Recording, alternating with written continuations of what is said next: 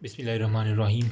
इय्याक नअबुदु व इय्याक नस्तईन। Again welcome to the whiteboard animation. तो जीआईटी पैथोलॉजी जो है ना, इसके बारे में बहुत ज़्यादा रिक्वेस्ट आई हुई है, सबसे ज़्यादा इसकी ना आई हुई है और ये इंपॉर्टेंट भी है। जीआईटी में जो है ना हमारे पास इसोफेगस और वो सारे का सारा लीवर वगैरह ना, ठीक है। इसके अंदर जो जो टॉपिक इम्पोर्टेंट हैं और जो जो लेस इम्पोर्टेंट है, इस वीडियो में, छोटी सी वीडियो में मैं वो आपके साथ डिस्कस करूँगा। मतलब 90% पेपर किस में से आता है और 10% पेपर किस में से आता है, ठीक है। वो मैं आपको जल्दी से बताता हूँ। तो जनाब, बिना किसी वक्त को ज़ाया किए 90% जो क्वेश्चंस आएंगे वो आप नोट कर लें इसको, या इसका स्क्रीनशॉट एंड पे ले लीजिएगा।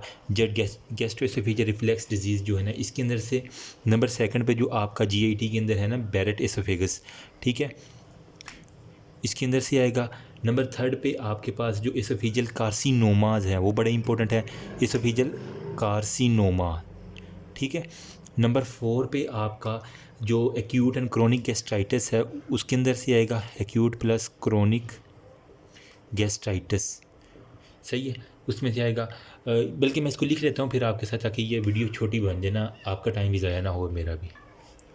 ओके जी, सबसे पहले है गैस्ट्रोएसोफेजियल रिफ्लक्स, फिर Barrett esophagus, esophageal carcinoma, acute and chronic gastritis, peptic ulcer disease, gastric carcinoma, celiac disease, ulcerative colitis, colorectal cancer and acute pancreatitis. ये जो टॉपिक्स हैं ना, ये आपका 90% जो है ना वो पेपर कवर करवाएंगे। अगर कोई जीआईटी पैथोलॉजी में से पेपर बनाए ना, तो इन टॉपिक के ऊपर आपको एक एक लफ्ज़ आना चाहिए। और करने कहाँ से है, मीडियम रॉबिन्स जो है ना जनाबे वाला, उसके सिवा कोई चारा नहीं है, ठीक है। पैथोमा बाद में पढ़ लीजिएगा, पहले एक दफ़ा मीडियम रोबन से लाजमी आपने करना है, इंशाल्लाह मैं कवर करवाऊंगा। अब जो बाकी 10% टॉपिक रह गए हैं ना, वो कौन कौन सी हैं उसके मैं नाम लिख के आपके साथ शेयर करता हूँ। होपफुली ज़्यादा नहीं तो कुछ ना कुछ आइडिया होगा। इसके अंदर सबसे पहले आपके पास जो है ना वो डायरिया आ जाएगा, ठीक है, जो 10% में। नंबर 2 पे एक्लेजिया का एक टॉपिक है, सही है।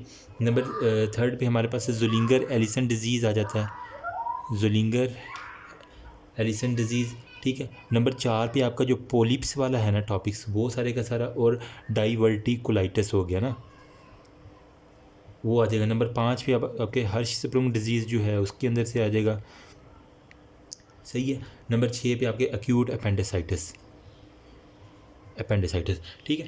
तो ये जो टॉपिक है ना, ये 10% जो है ना वो मतलब ये माइनर टॉपिक्स हैं।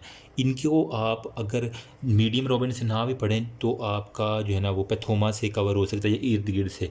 लेकिन ये जो है ना टॉपिक्स, ये जनाबे वाला मैं भी ये भी रेफ़र करूँगा कि ये भी आपने मीडियम रोबन से ही पढ़ने हैं। एटलीस्ट एक दफ़ा तो पढ़ें ना, ताकि आपको आगे भी काम आए। बाकी ये वाले टॉपिक किसी सूरत भी आपने नहीं छोड़ने, बहुत इंपॉर्टेंट है यहाँ भी, एग्ज़ाम में भी और क्लिनिकल लाइफ के अंदर भी ना आपको। और यार सॉरी, मैं अभी तक ना जो मेजर टॉपिक कवर नहीं कर पा रहा, लेकिन इंशाल्लाह जुलाई के मिड तक मेरी कोशिश है कि मैं पूरी की पूरी 4th ईयर जो है ना वो कवर करवा दूँ। अभी भी आज भी मैंने ना बहुत से फ्री टाइम था, वीकेंड था, तो मैंने ये देखे कितने ज़्यादा जो है ना वो नोट्स बनाता रहा हूँ सारा दिन, ठीक है। तो आई वॉज मच बिज़ी। मुझे पता है जिन जिन लोगों के मैसेजेस आ रहे हैं सारे मैं रीड करता हूँ, बस थोड़ा सा मुझे टाइम दें, इंशाल्लाह मैं सारे के सारे बहुत जल्द अपलोड कर दूँगा। थैंक यू, बस यही अनाउंस कर रहा था। अल्लाह हाफ़िज़।